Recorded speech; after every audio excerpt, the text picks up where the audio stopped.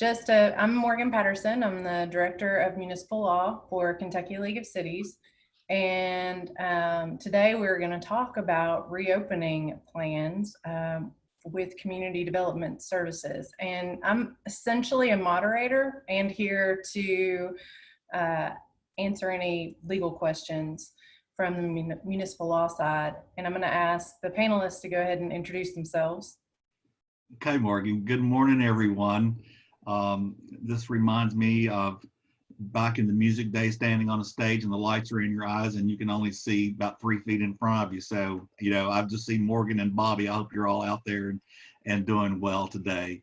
Morgan doesn't know this, but when we have a question we can't answer, we'll pitch to her and she'll take it away with the answer because I know she has it. But my name's Tad Long. I'm Director of Community Development Services, and I have my colleague Bobby Bryant on with me this morning. Good morning, everybody. It's good to be with you. Looking forward to hearing your questions and hope that we can provide some helpful information to you. Well, great. So we're glad that you joined us. So this webinar is about creating recovery plans, and Bobby and I have been doing that for the last couple of weeks. We've written customized plans for several of our cities, and we'll be telling you a little bit more about that as we go along. We thought that as the date fast approaches, when City Hall is going to open, public facilities are going to open, businesses are opening, that it might be a good time to just kind of review some of the questions that we're asking, and as well as share some of the answers that responses we've been getting from our cities. We also hope that you'll take this as an opportunity to, if there's a question that we ask that you hadn't considered as you're getting ready to open your facilities and get things to some kind of normal again, that maybe it'll trigger something in your mind so that you can take the steps that are necessary to be successful. We're going to go through those steps with you.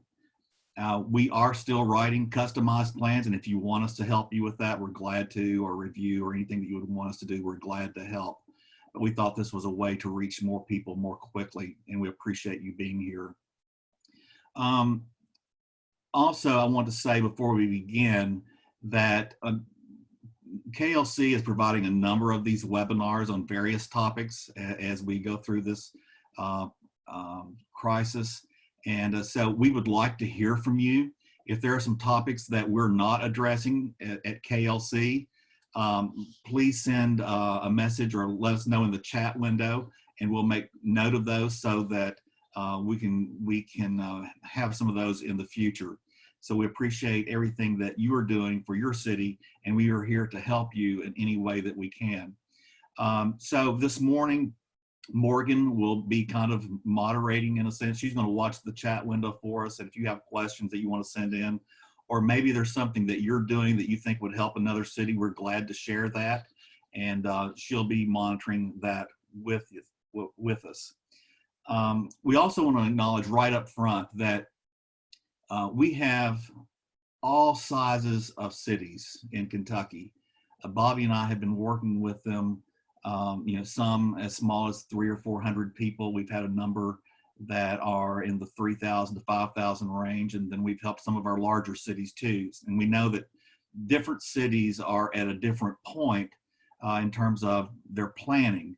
So if this applies to you, if what we're saying applies to you, we hope you'll find it useful. And if not, hopefully somewhere along the way we will say something or ask something that will be helpful to you, but just we understand if not everybody is in the same place. Before we jump into the questions and process, I do want to share with you how we've been working with our cities. We had, when we first put this out, a number of cities called us and emailed us. We sent a questionnaire to the mayors, and we asked 8 questions. And the first question was, what is of most concern to you as you go through this pandemic? And what are the things that you know that you need to address? The second question was, what are your top 5 priorities? What are the most critical things that you have to address? And so you may have already answered those, but we think that it's important that you constantly reevaluate as problems pop up. You may discover something that you hadn't thought of that is now important, and you need to put your full attention to it. So after we received those, we went through them, and then we scheduled a phone call with usually with the mayor and a council member, the mayor and the city manager or city administrator. Sometimes there were 2 or 3 people on the call. And we have a list of questions that we ask, and the process took about an hour and a half. And we'll share some of those questions with you today and some of the answers that we received. After we received the input, Bobby and I wrote, drafted the plan, sent it back to the city. They looked it over, made changes, sent it back to us. We finalized it and turned it around to them. The whole timeline was about a week and a half, which is a really quick turnaround. And like I said, we're still doing those. And if you want us to help you with one, just call us or send us an email, and we'll be glad to do that. So the first thing that we want to start with is, if you're going to write a plan for recovery, do it in a logical order. And the way we started was inside City Hall, just talking about how you're relating to your council members, your commissioners, how engaged are they in this process? Are they being brought along, and are they fully involved in trying to solve some of these problems? How are you meeting?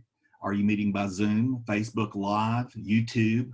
How's that going for you? Are there things that need to be improved? Are you allowing for public input?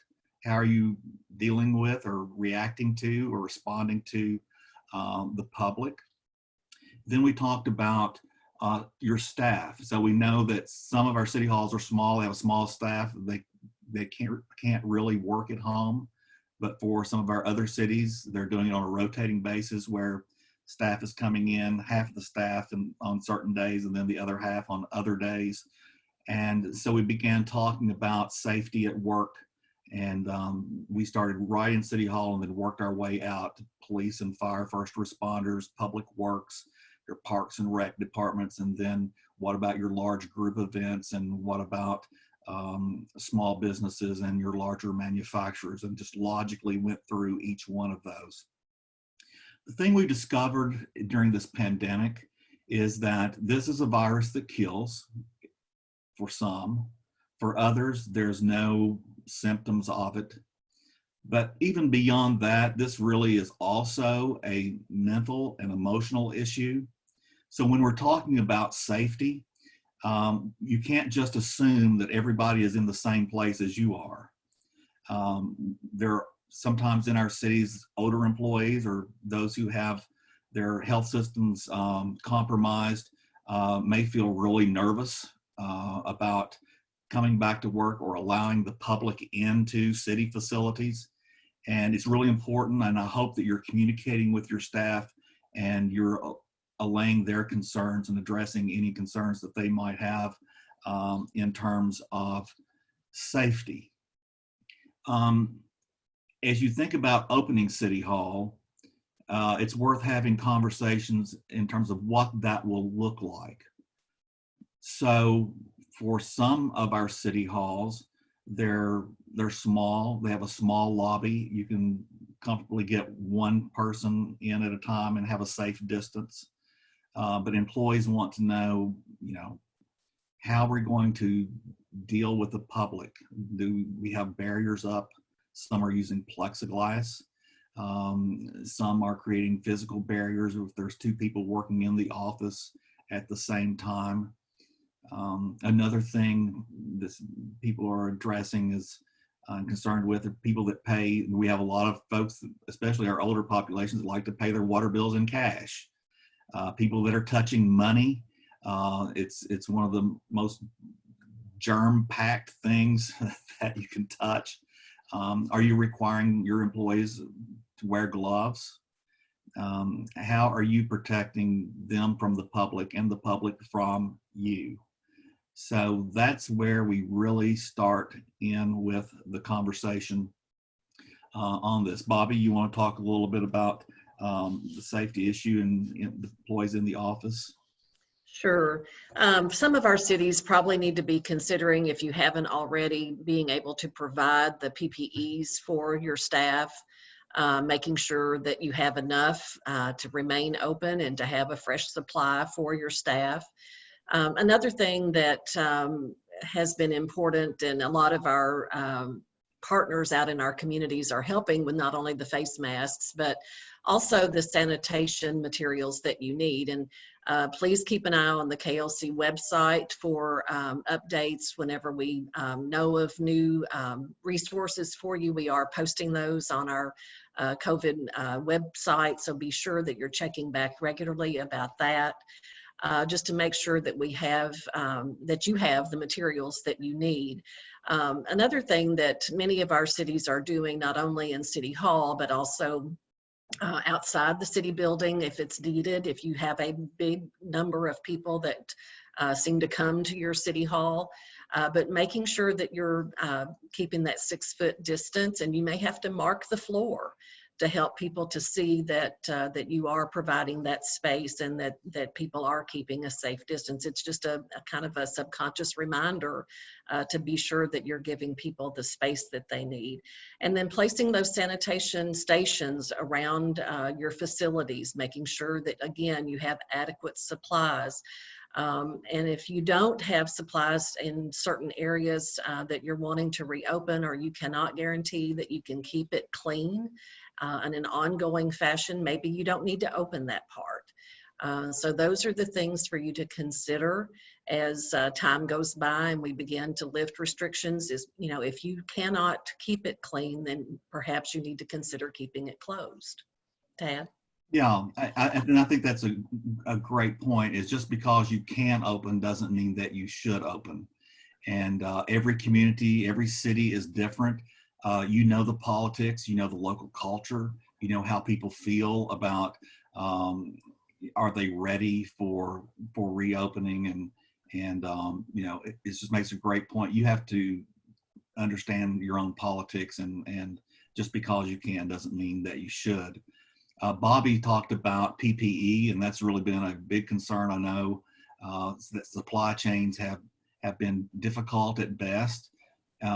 And we're not talking about having enough PPE to last through the first week of reopening City Hall or reopening some of your facilities. The idea of the recovery plan is to be prepared for next month and the next 3 months, making sure that you've nailed down the supply chains, that you have a way to replenish PPE going forward, because this is going to be with us for a little while. We don't know how long yet, but if your city becomes a hot spot sometime in June, it's too late to plan. And that's the whole point, is knowing what the plan is and implementing it right now so that you're safe and secure 2 or 3 months you know, down the way.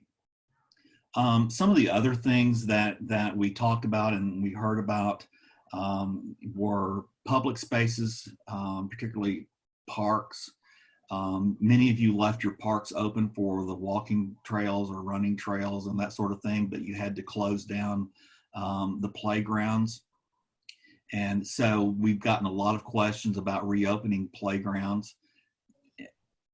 When you decide to open the playground, you need to have a very clear set of protocols or guidelines that you implement. If you just open it up as a free-for-all, then there may be consequences that you would rather not deal with. It's important that you communicate what those guidelines and expectations are, and that you have the personnel available to take care of any situation. So we'll use the playground equipment as an example. Let's say that June 1, you decide that you're going to open up the swing sets and the merry-go-rounds and the jungle gyms and whatever else you have in the playgrounds. How often are you going to sanitize that? Are you going to ask your citizens to bring their own Clorox wipes, for example, and wipe things down before their children get on them? That's a way to let the public know that you're concerned about their children's safety primarily. What is the expectation of city employees? Do you have enough staff that can be there to disinfect after every child gets on? Are you going to do it once a day? Are you going to do it once a week? Making sure that you have your ducks in a row before you reopen a facility is better than, it's better to keep it closed than to open it and then have to go back and redo it all again because someone got infected because they played on playground equipment. And so it's more than just opening it up. It's how do you keep it safe and clean as you go forward. So another concern that folks had is what about a return to work policy? So if you've decided to reopen City Hall, and if you've set a date, have you walked through your employees how that will work and what the expectations of them are and what the expectations of the public are? And as we go through this, you're going to hear this recurring theme, setting forth the expectations. It's really important that you as the mayor or city manager or administrator have developed the guidelines and communicated those effectively to the public so that everybody knows what the expectations are. We've worked with some cities where others in the community, it might have been the county judge, it might be the local health department, they're putting out news releases and they're on the radio every day or they're doing Facebook every day. And sometimes our mayors are not. But here's the truth. No matter what happens, if it's bad, the mayor gets the blame. And that's just the way that it is. So if you're going to have to take the criticism, you should be the one that's out there putting the message out first and having your message for your city. And this is an opportunity for you to lead your city by letting folks know what the expectation is going to be. Give them a date if you have a date. And if you don't have a date, say so and why. Some of our mayors I know are doing like a weekly radio show to update folks. Others are posting to the Facebook. I know I see some of you all posting short videos for what's going on. I know we had one city that had to cleanse City Hall and the fire station and police station. And so the mayor posted a video as that was being done to communicate to the public, yes, we know we have a problem, we're fixing it, and we want you to see in real time we're fixing the problem.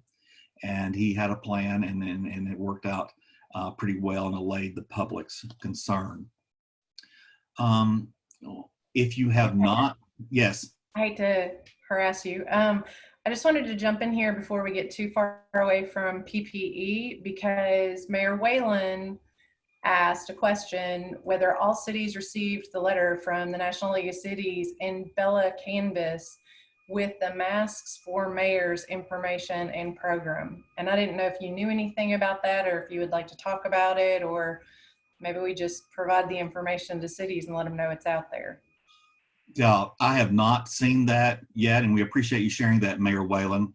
And if Morgan, I don't know if you have a link to it. I've gotten some stuff from NLC, but I have not seen that one.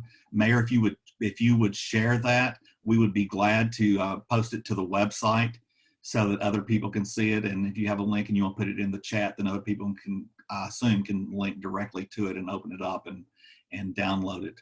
PPE is a big concern, and having an adequate supply in place is going to be really important going forward. I'm hopeful that as we've gotten more into this, that the supply chain has ramped up and that sourcing is getting better. I know in some things it's still really tight, especially gloves. Face mask seems like that's a little bit better than it was. But again, thank you, Mayor Whalen, for sharing that. We appreciate that. And anyone else that's listening, if you have some things that would be helpful to our members, please feel free to jump in and share those, and we'll make that available. Aside from City Hall, there might be some other places that some other facilities that the city owns. I know some of you own sports complexes, community centers, senior citizen centers. And if you don't own them, you at least are a partner in them. It's really important to establish the guidelines for people coming in to those facilities. We've done that for our own offices here at KLC. JD put out a memo to staff stating very clearly what the expectations are. We've taken those and kind of made them generic, and we will so we're going to share those with you, and you can use the ones that apply to you, and you might think of some others. So, for example, in the common areas of the city facility, you need to decide, are people going to be required to wear a face mask or a face covering of some kind? If you have an elevator in the facility, one person at a time on the elevator until further notice, and everybody that's waiting for the elevator, doing social distancing 6 feet apart. When you come into the facility, you're required to wash your hands, especially after touching doorknobs and elevator buttons and other common surfaces. Closing break rooms, requiring employees to bring their own refreshments and lunch if they want to do that. Deciding, I know in one city hall that we've worked in, they have a large conference room, and that's where we have a lot of our meetings. And there's a lot of things you don't think about when you go into one of those conference rooms, and that is how many people can be in there safely at a time. 2, 3. If you're going to hand out documents or exchange documents, print those out ahead of time. Personally, I don't want to touch anyone's documents. I'd rather have it electronically, but some people like paper. So having it printed beforehand, 24 hours at least, to make sure that it's, the germs have had a chance to die. We'll give them an opportunity to die to make it safe for folks. Who's going to be responsible for wiping down all of the surfaces? You'd be surprised how many things you touch when you go into a room. The chairs, the chair handles, the tables, ink pens, keyboard, the doorknobs, the light switches, making sure that someone is responsible to clean those every single time. So there's 5 or 6 steps that you can consider if you're reopening a facility, whether it's City Hall or it's the community center or it's some other public facility. Those are some of the things that people have asked us and that our mayors have asked. Another thing that's important, and I hope that you've been doing this, if you have not been participating on calls with emergency management services and your local health department, those are great partners. And even though you might have assigned people to do that, it's important for you to know firsthand what's being discussed. And you don't have to sit on every one of those, but having your voice in the discussion is really important. Do you have a priority order for what facilities you're going to open and when?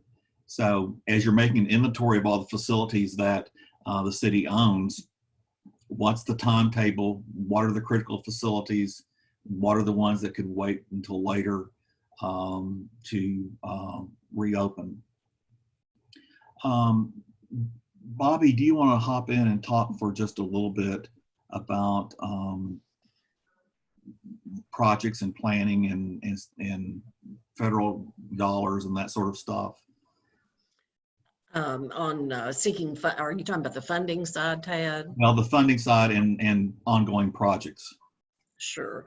If you had some projects that had been underway, or you were maybe been notified about grant funds that you had coming later this year, if you haven't already started checking on those, we would really encourage you to do that, just to be sure that that funding is still in play. If you have projects that are underway with contractual workers and this type of thing, if you haven't been following up on those, just making sure that, where is that project, even if it's something that was supposed to start maybe later this fall. Um, you want to be sure that you have all of those components still in play. Of course, lots of our cities are very concerned about their budgets, and so I'm sure many of you have already been thinking about how are you going to pull those pieces together. But be thinking about, of course, the expenses that you have related to COVID in the event that there are federal dollars that are assigned to help cities recover any of those expenses. We just encourage you to keep those receipts, make sure that you're keeping track of what your expenditures are, so that over time you are, if the funding becomes available, you're prepared then to submit for recovery of those lost funds. Um, the grants, there are a lot of grants that have been retooled on the fly in the last month with a lot of funders trying to address the COVID issues. And so we are ourselves, even at KLC, trying to keep track of that for our members and as we learn about those things, of course, we will pass that on to you all.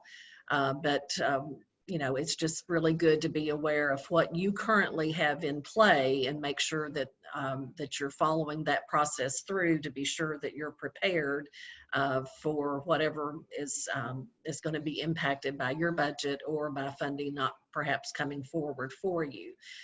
Beyond that, we also encourage you to be thinking about other priorities that the city has. One of the communities we worked in has a sewer project that probably wasn't going to make it into the priority list, but because of the COVID, the opportunity may exist for them to then, you know, be able to get that into play. And Tad, you may need to explain that better than I am, but certainly something to consider.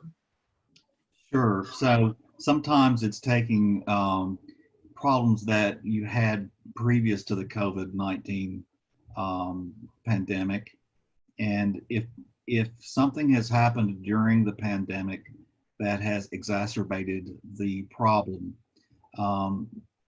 one creative way is to touch base with whatever agency it might be. In this particular example, it was FEMA, and it was a wastewater treatment plant, and that had continual problems with it, and they had a breakdown as this virus or pandemic ramped up, and it really stretched the city's budget. I think it was an $8,000 expense.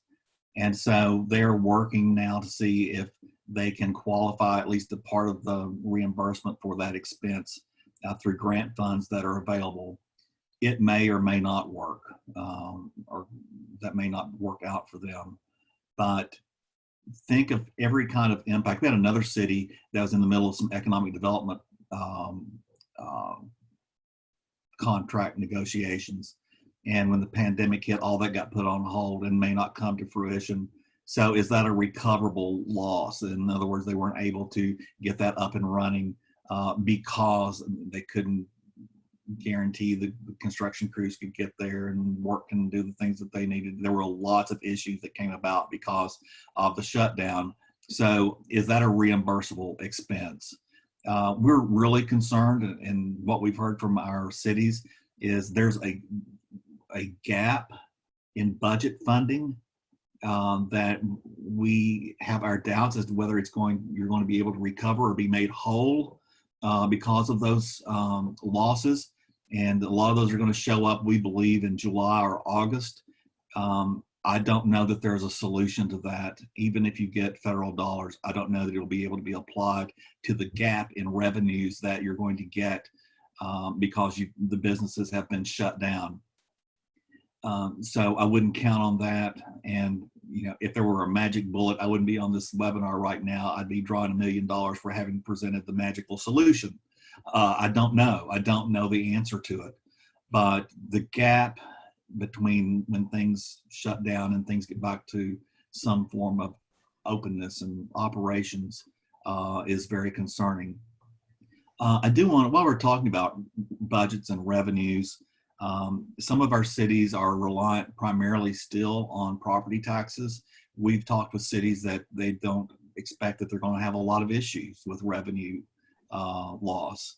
And then we have other cities that are more dependent on payroll taxes or net profits tax that are going to see a pretty big hit to their budgets.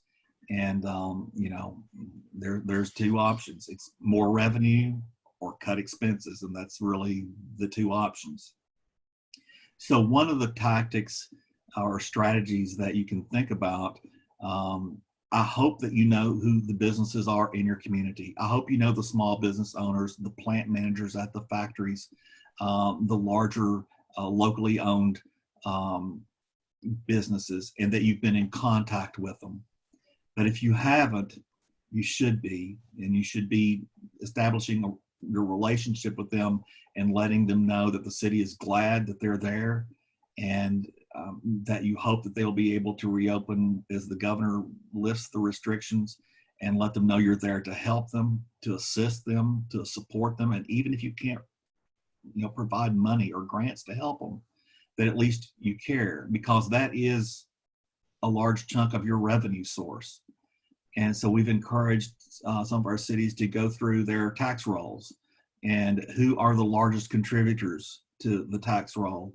And it's not that you're placing one more importance on one over the other, but the fact is, if you can get a large manufacturer to commit, or you can find out what their plan is for reopening, then you can begin to determine when the revenues might possibly hit the tax cycles again, or revenue cycles, and have a better idea about when money is going to be coming into the city's coffers.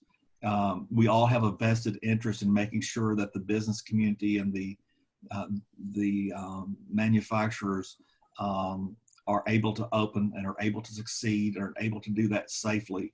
Not only does it provide a living for your citizens, but it's also the lifeblood of the city budget. And so doing that homework, and we've got a lot of good financial officers out there, and I have no doubt that that's been going on, but especially for our smaller cities, if you may not have thought of it, I hope that you will do that. There's one area that I want to talk about, and it's the only dark side area that we really talk about when we're doing planning for stuff like this. And we've seen that most of our cities have not considered this particular topic, and it's related to the food supply chain. And if you've been paying attention to the news, you know that a lot of food processing plants have had to close. They're trying to stand those back up and get them open, but the national suppliers particularly are having some issues. It's not, the chain is broken yet, but the system is glitchy. And as you know, there are three basic needs: food, clothing, and shelter. And food happens to be one of those issues that people will get pitchforks and torches, and they will let you know their displeasure if there is not food on the shelves. So we're urging our members to reach out. We're fortunate in Kentucky that we're still largely a rural state. So there are lots of farms, lots of farmers, lots of produce, lots of sourcing that can be done. But now's the time to start having some conversations, perhaps with your farmers market or local producers. If maybe you have a local processing plant, having discussions so that you at least have a plan B, that if people can't get food for 3 or 4 days, that you can turn to your sourcing and get that up and running pretty quickly. And I hope that that doesn't happen. Here in Lexington, we've seen some shelves that are empty. Meat has been pretty steady, but they're limiting it, and so that people are not hoard buying that. But you have resources in your community: farmers markets, business folks that can help facilitate those discussions. We've created a template for how you would pull together a meeting of that type and who some of the players might be. What are the things that you need to discuss? How you identifying facilities and staging areas so people could get food. And we'll be glad to share that with you. Just email us or call us. We'll send you a copy of the questionnaire. We also found a a really good toolkit that it was not developed by USDA, but it was by one of their partners called the Food Supply Chain Toolkit. It's 166 pages. It's very thorough, and you can pull out the sections that pertain to you to have those conversations. And you know, if there's a glitch in your community and people start calling and yapping, you can say, we've thought about that, and we have actually been talking to our local producers, and here's what we plan to do, so that people can be assured that you've done forward planning on this. I can tell you, I hope and pray that that does not ever happen. But as a planner, I like to have plan B. And so we'll make that available to you. If you want it again, contact us and we'll be glad to share it with you. Bobby, why don't we turn our attention and talk a little bit about public events? And we had one city that particularly that we worked with. This was a big concern, 4th of July. And why don't you talk about some of those things? Sure. There are, of course, people are going to celebrate whether we're social distancing or not. And so if your city can be a little forward thinking in what would that look like rather than the typical way that we celebrate, so that you can offer some suggestions or some guidelines as to how, and specifically for the 4th, we believe that you should have some kind of guidelines as to what is going to take place, whether you're going to have parking areas for people to be able to stay in their cars and watch a fireworks display. All of those types of things need to be thought about in advance so that you're able to provide the structure around what is acceptable for your community. We've also had a lot of our cities really concerned about their downtowns and about the business areas, and just, you know, concerned that spaces, you know, buildings are going to be vacated, and what does that mean for our community, or how do we draw interest back to our local community? And one resource that is available just to look on their website is the National Main Street Program. They have been offering suggestions and ideas there. So we just encourage you to check out their website because they are trying to offer ideas and suggestions that any city can adopt and make it their own. Some of the things that happened, I thought this was so cute at Easter. I think it was the city of Augusta, but I thought this was such an adorable idea. They did an Easter egg hunt. I think many cities ended up doing Easter egg hunts where businesses placed drawings of eggs or whatever in their windows. And so people that were either in their cars or walking around could locate those and turn them in, and whoever had the most or whatever was the winner. But you could do that kind of treasure hunt in your downtown. Showing movies on the sides of buildings or outdoors. A lot of you already do that during the summer anyway. So make sure if you're planning to do that, how are you going to keep people separated? I mean, even if you have to mark off spaces to have that 6-foot distancing, but figure out now how you're going to provide those types of entertainments. You know, another thing we're seeing a lot of, I know one community down in Western Kentucky had a graduation parade for the seniors that didn't get to go, you know, into a regular graduation service. So they had a parade, and many of the students walked in the parade. Many of them rode in the back of a truck or in a car and waved at people that came out, you know, on their front lawns to watch the parade go by. Again, just helping people to be able to have some kind of celebrations and remain safe while they're doing so. So just offering opportunities for local parades, again, reminding people of the distancing and the guidelines that they need to follow. Something else, some cities are doing Facebook contests. Again, just trying to keep people interested in local community and connecting with one another. And then reach out to your, you know, local community, your teachers, your Sunday schools, your church groups, women's clubs, men's groups, Bible studies, coaches. Ask these folks for ideas of how do we continue to entertain our people and keep them safe, and get them to help you come up with alternatives. It's not a problem to reach out to your local people and ask for their suggestions and their ideas of how to continue to be community during this time that's kind of tough on everybody. Tad? Okay. Morgan, do we have any questions come in that we need to address right now? We're good? We're good for now. Okay, cool.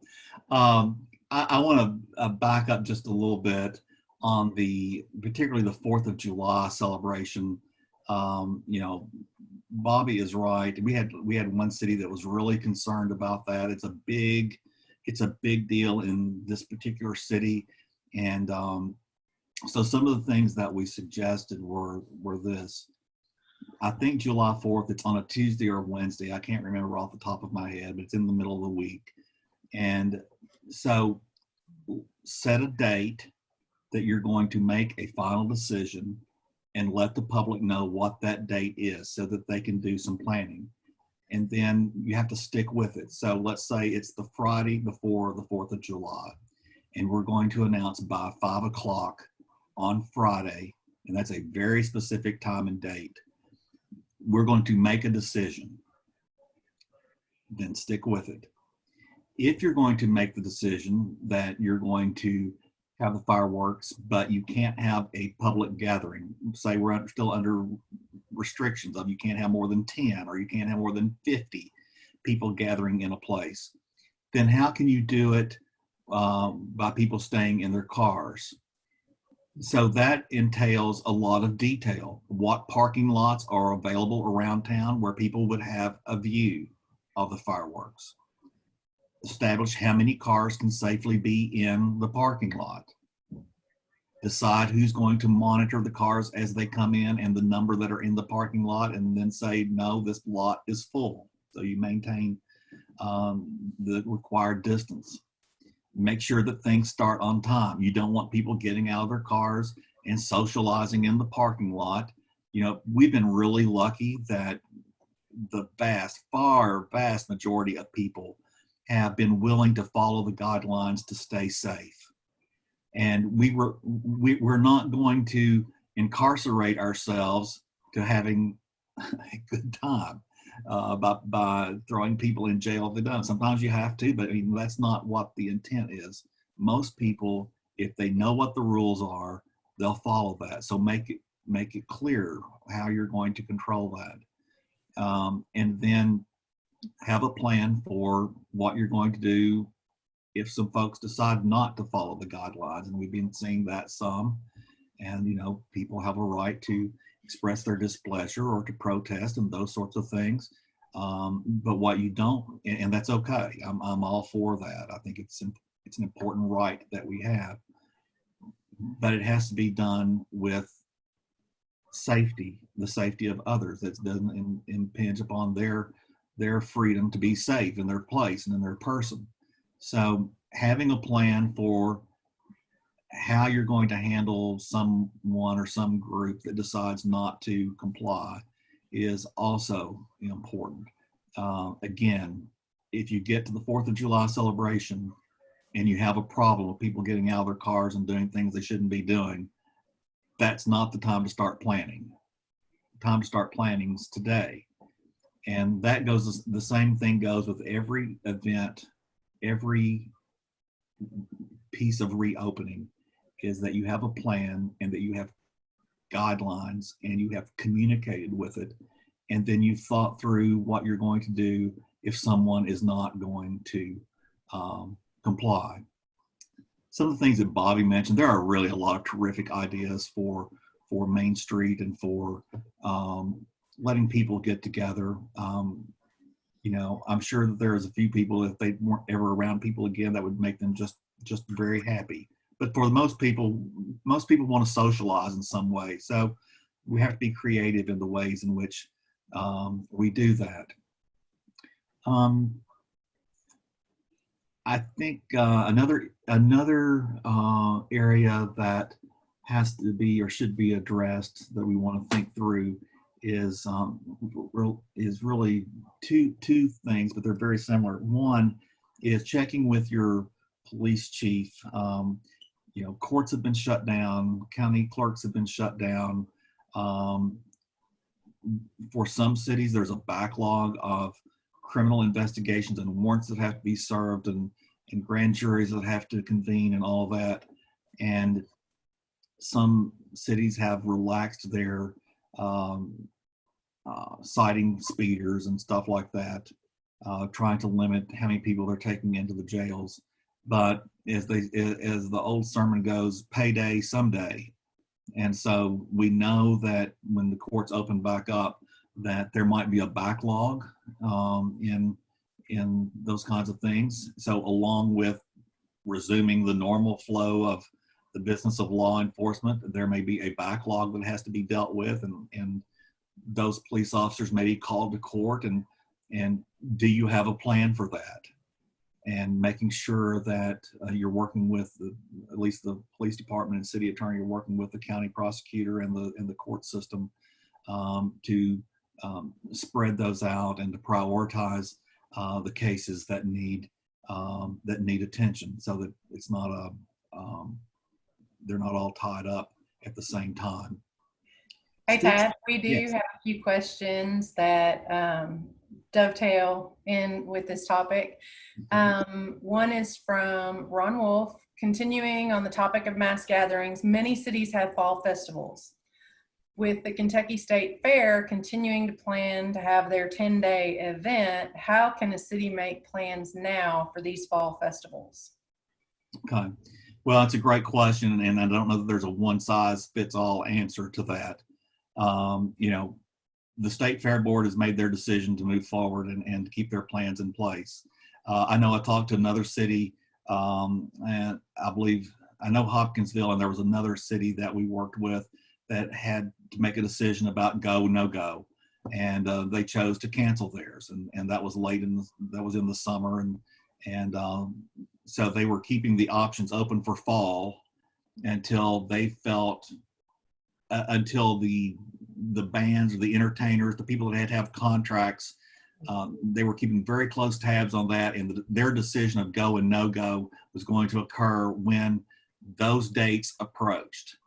So if you make a contractual commitment for entertainment, whether it's a midway rides or it's little small circuses or whatever it might be, entertainment is the big expense. You need to be sure that you understand the cost if you entered into those agreements, and then you make the decision, or the governor helps make the decision for you that we cannot have those. Let's say there's a second wave, or for some reason we can't do those. Then it becomes strictly a business. It's a transactional decision. And so to me, setting a go, no go date is the very first step.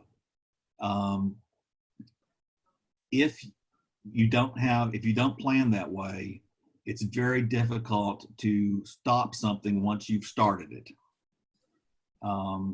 And so every city is going to have to make its own decisions about that. There's not a magic date out there. I'm sorry, Ron, and it's a really good question. And Bobby and I both, we managed a lot of public events. When she was in Shelbyville, I was in Lancaster as Main Street managers. And you know when that date is, and you make a decision based on the best knowledge you have at that time. What you don't want to do is put the city's finances or the committee's finances, whoever's overseeing this, at risk because of the unknown. You can make a gamble. Some people are willing to do that, but for a lot of our cities, they can't afford to do that. So I would just say continue planning as usual until you get to the date that's going to cost you a bunch of money. Then make a decision based on that. One of the other questions I think too that came up from Sharon Stevenson is what's your opinion on the event scheduled in September?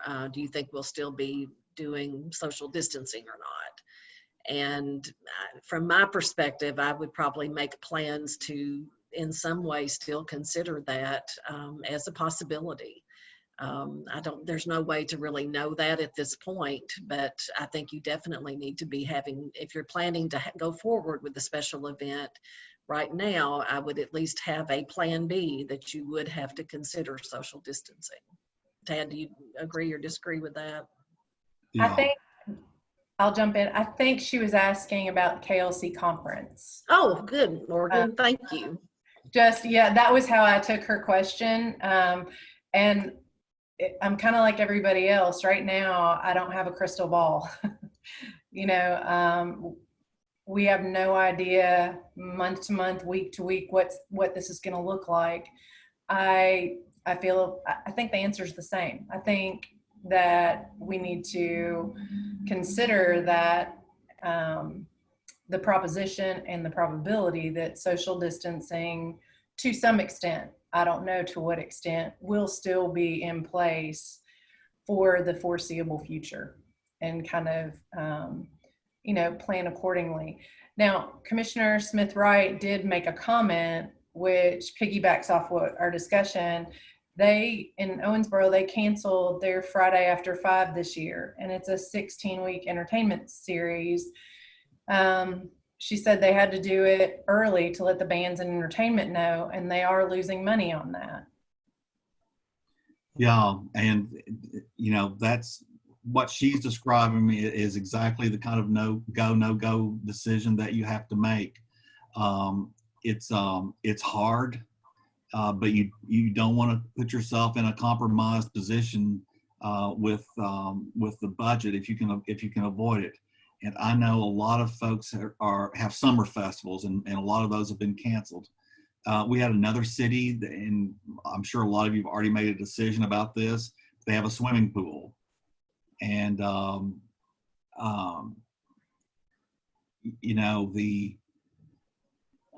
the summer season is up on us, and a lot of schools with their NTI are going to be out for long, and everybody's wanting to go to the swimming pool, and they have tournaments, and they have teams that practice, and so what if we opened it with a limit on people? Well, for the first 25 people that get in, there's going to be a happy day. But for the 200 you have to turn away, there are going to be some ticked off people and their parents and granny and cousins and aunts and uncles, and they're all going to be mad because you let some in and some out. So you have to consider all those things too. Mayor Whalen and I'm just going back now. I've opened up the Q&A. So. And she's talking about the PVA has advised that the assessments have been pushed back. So tax bills are not going to go out, which means, is that true, Morgan? You want to talk about that?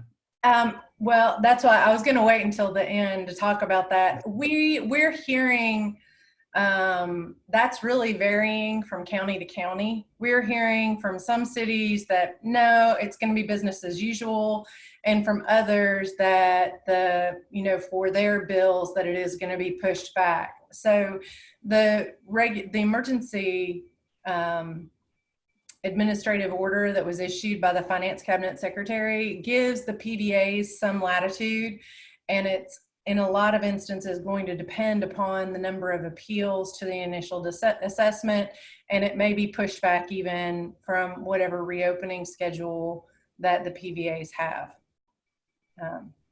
Okay. So I think in a lot of cities, just communicate, like you've been saying, with your county officials, with the PVA, for those who rely on that assessment, and most do, to determine how that's going to factor into your budgeting process.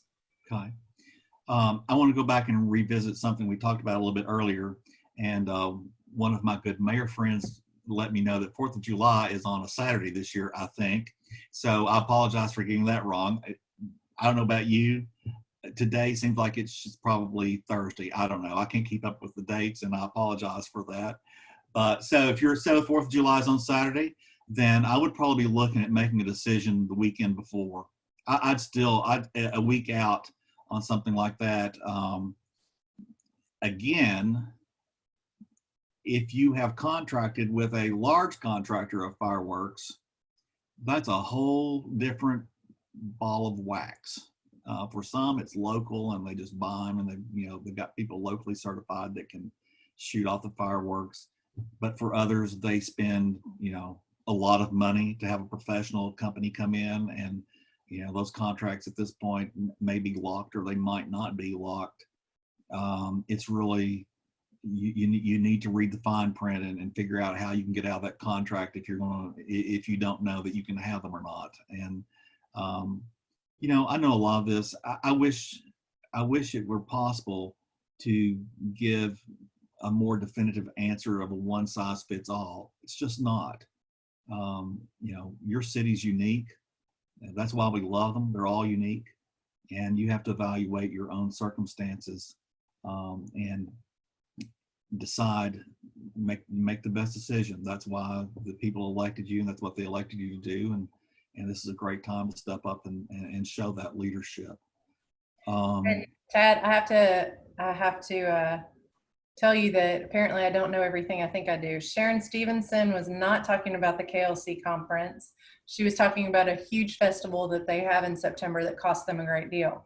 So that's what I get for thinking I know things. But JD also posted about the KLC conference, just to let everybody know, we will be making a final decision in June about what we're going to do with the September conference with our annual conference. Yeah. So, even for us, I mean, this impacts things that are going on at KLC. They affect our personal lives too. So, I don't want to be warm and fuzzy, but we do feel your pain. We have to make some of these decisions ourselves, and they're not easy. I want to talk about business for a little bit because that's something that there's two things. Bobby helped me to remember. This is a live conversation. So I want to talk about budget for just a little bit, and I also want to come back and talk about the small businesses and working with them. I want to talk about the folks in your community that are older or have health issues that they can't get out. They can't pick up their own prescriptions. They can't go to the grocery store. Many of our cities have really good networks of nonprofits and churches, things like God's Pantry that have been checking in on senior citizens and checking in on those that need assistance. And they're going to need ongoing assistance. A lot of times it's everybody rushes in to take care of at the beginning. And then as things wear on, there becomes compassion fatigue, and we get on with our lives and we forget about those that might be hurting in our communities. So it's really important, I think, as mayor or council member, to be sure that you're constantly in contact with the agencies and the folks that can help to make sure that people are getting the help that they need. As we move on past this, even making sure that they're taken care of. Someone made a comment about, they asked about another event. Let me see. Yeah. So yes, there was a comment about, we know some of these festivals are really large. All you have to do is look back to the Kentucky Derby. That's a huge event that they made the call, several weeks in advance. Not an easy call.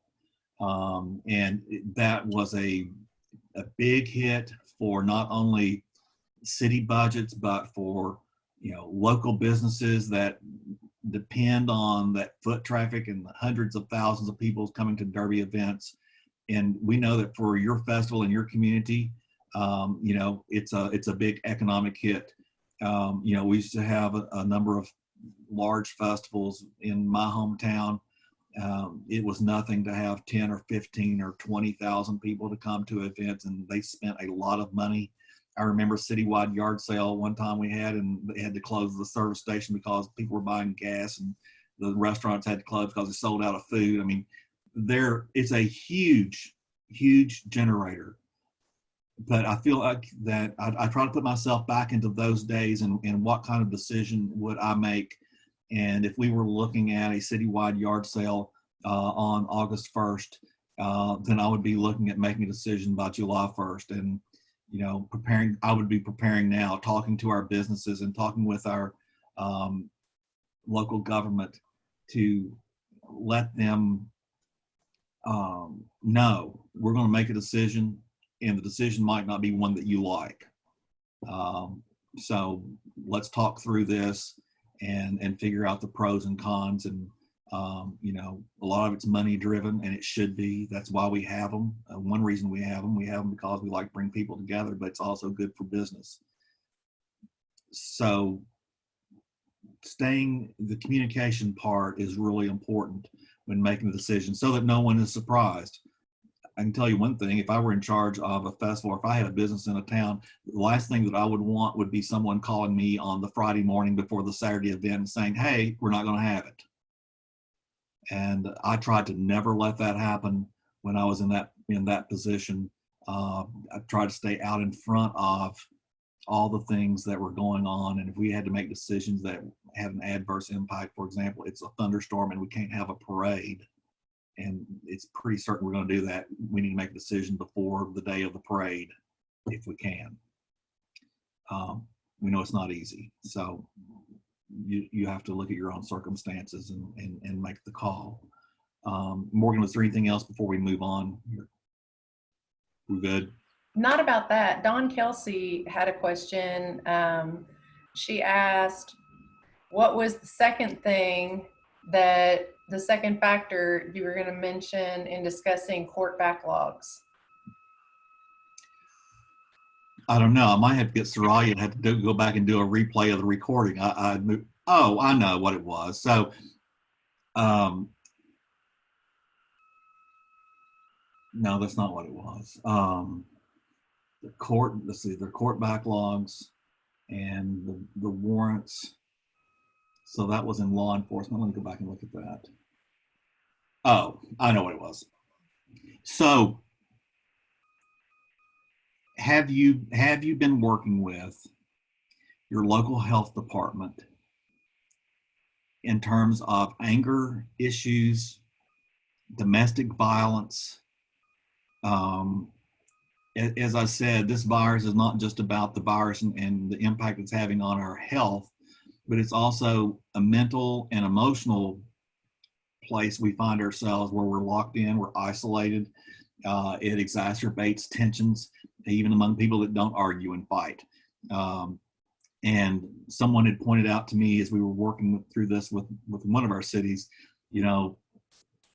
right now while things are locked down, a person that is being abused might not report that to the police because they can't get space where they can't be heard on the phone.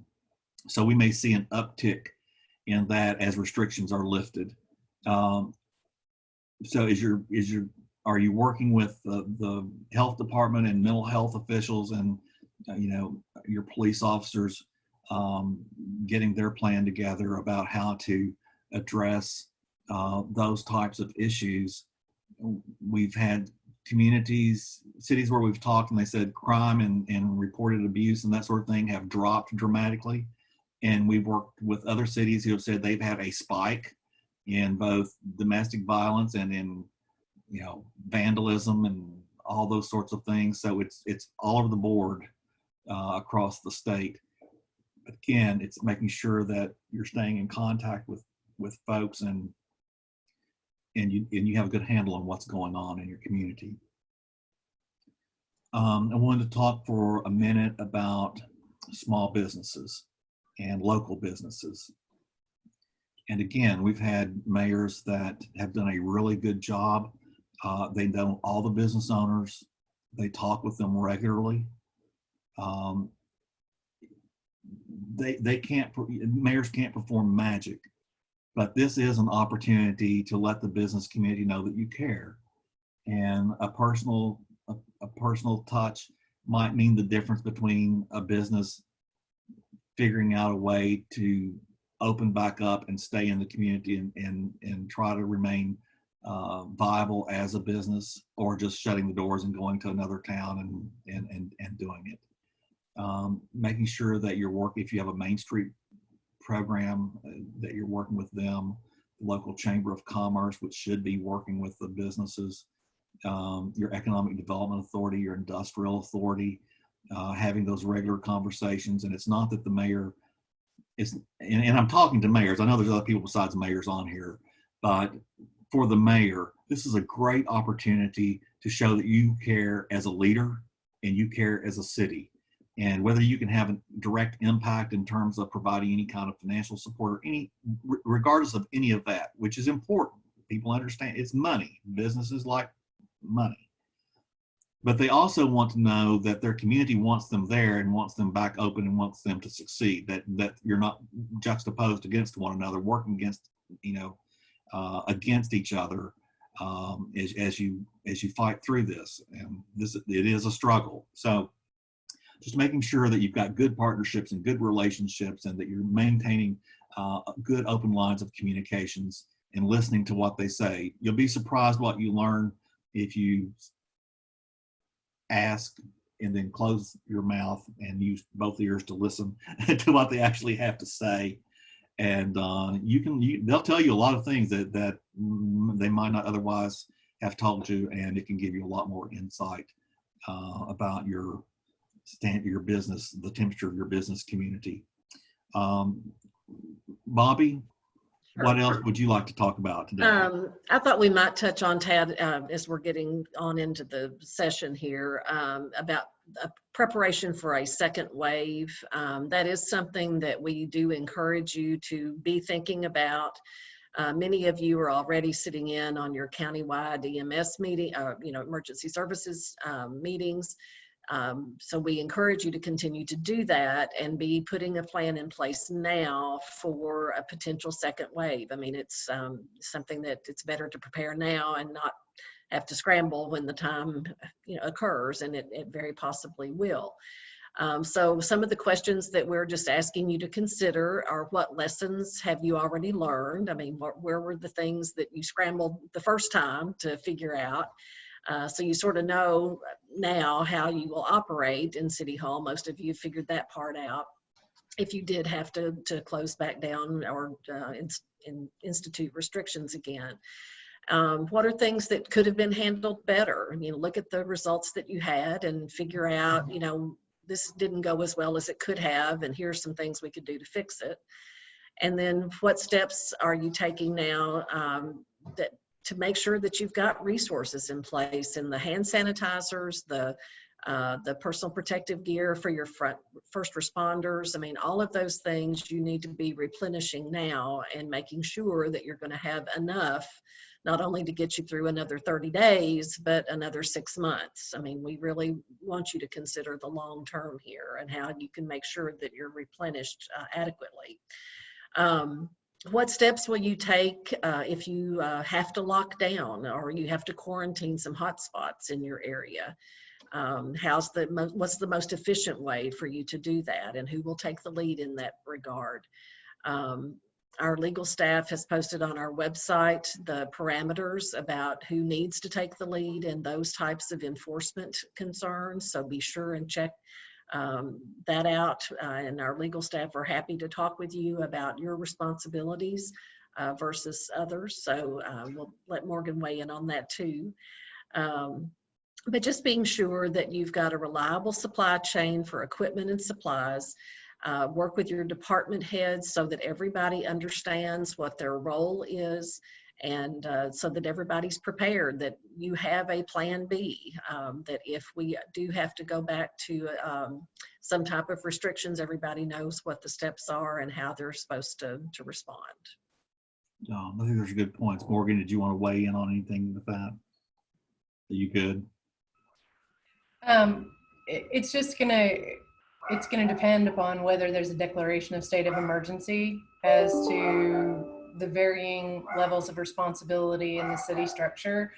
And anybody has any questions? I think we've gone over it quite a bit in other seminars or other webinars, so I don't want to take away from y'all's time in addressing that. But if there is a second surge and if there is a declaration of a state of emergency, we would encourage our city leaders to do that as well. And in that instance, the mayor is the CEO. And I apologize if you hear dogs barking in the backyard or in the background. This is my life. Okay. Okay, great. Um, Talking about a second wave um, and preparing for that, um, I'd be hopeful that we learned some lessons from the first go round of this. And um, listen, as much as anyone, we know that many of you have your hands full with the here and now, and that you're preparing budgets and how important those decisions are and how hard the decisions are going to be. Um, but a few minutes spent now thinking about we all hope for the best outcome. We all hope that this moves on and we're on our road to recovery and there is no second wave. And I'll be the happiest person on earth for that and thankful for it. But I also know enough about planning and having gone through some of these things that Murphy's Law, if it can go wrong, it will go wrong some way. But having a plan to deal with that so that we don't make the same mistakes again. I will tell you, some of you I'm sure are very studious and very learned and you like researching. So I'm sure a lot of you have read about the 1918 pandemic, the 1833 and 1877 cholera epidemics. And if you read those accounts and the histories of those, you'll see, particularly during the Spanish flu in 1918, they went through it's almost textbook exactly what we're going through. They locked things down. People protested. They got tired of being locked down, so they marched on City Hall. They had a second wave. The mayor instituted face masks for everyone. They about burned City Hall down in San Francisco. There were so many riots. And some of those situations were different because we were at the end of World War I and troops were rotating back in from overseas. I mean, there's some differences, but what I'm saying is at the end of the day, people are people, and you've got those that are going to comply and they're going to do things the right way and they're going to try to be, think of their neighbor and think of the greater community and also keeping themselves safe. And then you have those, that have no self-control and they're going to do what they want to do, and you're going to deal with it. So I just want to reassure you that this is no different than what this country has been through before. And with a little planning and a little effort and a little compassion and consistent messaging, we'll get through this one too. And being prepared means taking time that you feel like you don't have to have a plan of action for something that may or may not happen in the future. So we're getting down. We've got about 15 minutes left and we want to wrap up. If you have any questions and want to send them in, we'd be glad to try to answer those for you. I want to mention again that one of the reasons that we did this was because we knew by this date we'd be getting closer and closer to reopening. We know that many of you have already made your plans. You've already worked a lot of the kinks out in what's going on in your cities. And we wanted to make sure that we presented some of the questions that you might not have thought of and give you examples of some of the things that had worked before we got too far down the road. If you want a customized plan and you've got, a couple of hours to spend, we'd be glad to prepare that for you. It's at no charge. It's pretty pain-free, actually. And we'd be glad to do that for you. We're here to serve you and to help you in the best way that we can.